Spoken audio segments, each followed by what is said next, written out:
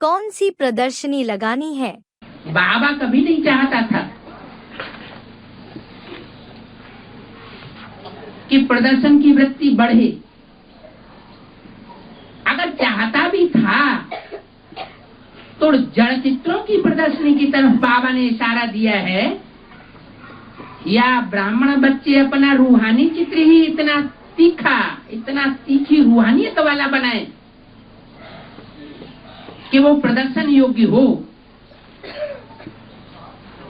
विश्व की आत्माएं स्वतः ही आकर्षित हो जाएं। आखिर इनको मिला क्या है?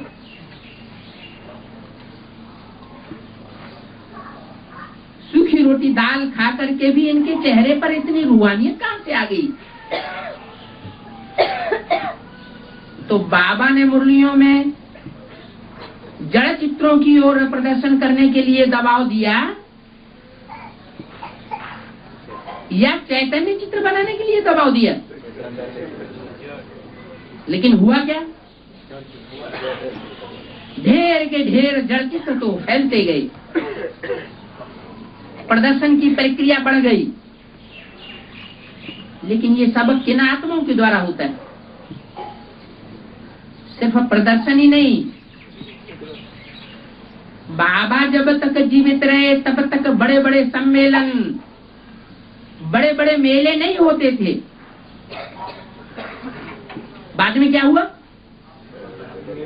बड़े बड़े मेले, मलाखड़े, सम्मेलन, कॉन्फ्रेंस आदि होने लगी। ये सब भारतीय परंपरा है ज्ञान योग की, या विदेशियों की परंपरा है?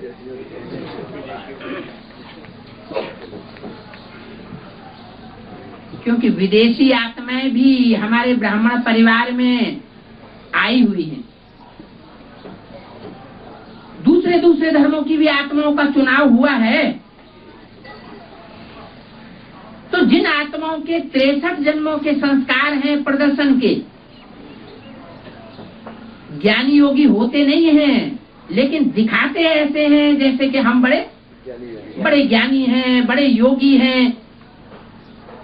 बहिर्मुखी होकर के प्रदर्शन की वृत्ति रहती है। तो ऐसी आत्माएं जो हैं वो स्वयं भी ऐसे कृत्य करती हैं और अपने फॉलोअर्स से भी कराती हैं।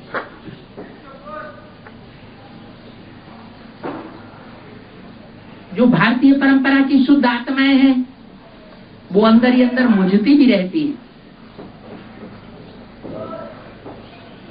उन्हें रास्ता नहीं मिलता, इसलिए रिजल्ट क्या होता है कि पुराने पुराने टूटते जाते हैं और नए नए जुड़ते चले जाते हैं। जैसे बाबा सन्यासियों का मिसाल देते हैं। सन्यासी पकड़ते हैं धनवान लोगों को, और शिव बाबा है गरीब निवाज, वो पकड़ता है गरीबों को। तो ऐसे ही वो प्रदर्शन की वृत्ति के आधार पर बड़े बड़े धनी मानी लोग, बड़ी बड़ी ऊंची कुर्सियों पर रहने वाले लोग, वो नजदीक पहुंचने लग पड़ते हैं। ये सब देहभान के कारण होता है। और जो बाप को प्रत्यक्ष करने वाले असली बच्चे हैं,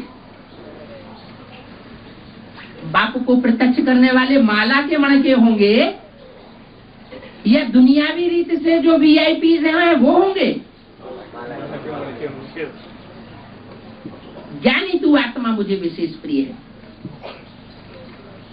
ये तो नहीं कहा कि धनवान मुझे विशेष प्रिय है, गद्दीवान मुझे विशेष प्रिय है।